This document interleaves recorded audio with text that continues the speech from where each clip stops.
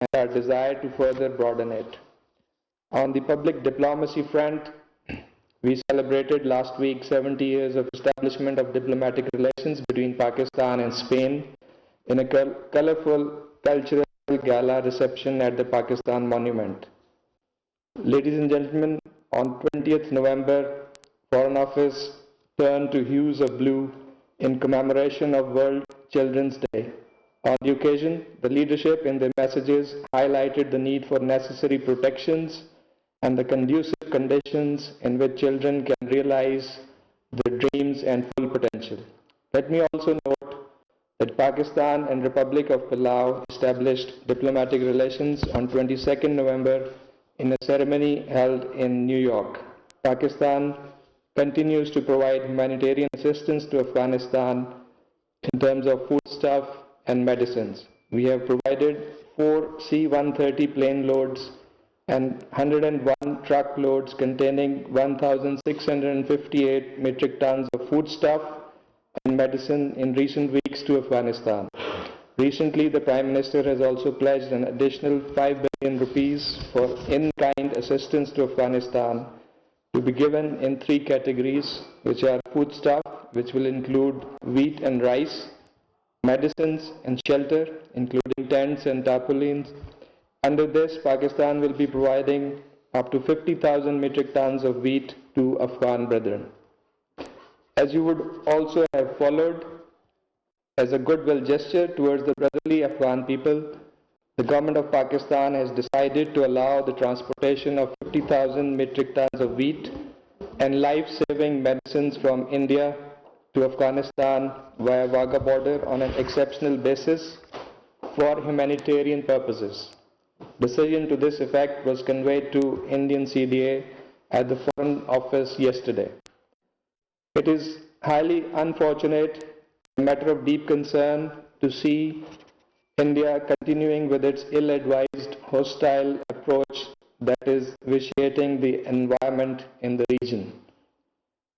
I do not want to repeat, but I'm sure you would have seen our responses to the Indian Defence Minister's irresponsible, provocative and gratuitous remarks recently, as well as India's farcical and fabricated claim of downing a Pakistani F-16 aircraft, and on top of that, making that the basis for awarding the Indian pilot who was shot down and captured by Pakistan, as the entire world witnessed.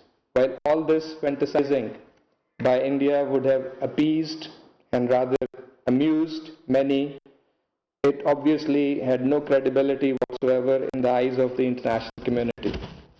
In the Indian illegally occupied Jammu and Kashmir, Indian occupation forces are committing grave crimes against the Kashmiri people, including enforced disappearances, targeted and extrajudicial killings, and collective punishment of the population.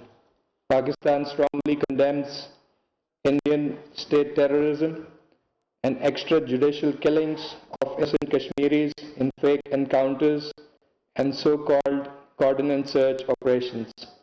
35 innocent Kashmiris have been martyred by the Indian occupation forces in less than 2 months in IIOJK. 3 more Kashmiris have been martyred in a fake encounter yesterday in Srinagar. Nothing can obfuscate Indian state terrorism perpetrated with shameless impunity in IIOJK.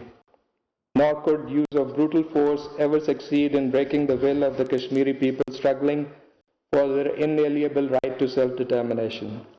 The UN human rights machinery, independent NGOs and global media have consistently expressed concerns over increasing intimidation, harassment and reprisal attacks by Indian occupation forces against Kashmiri human rights defenders, journalists and civil society actors over the last 2 years.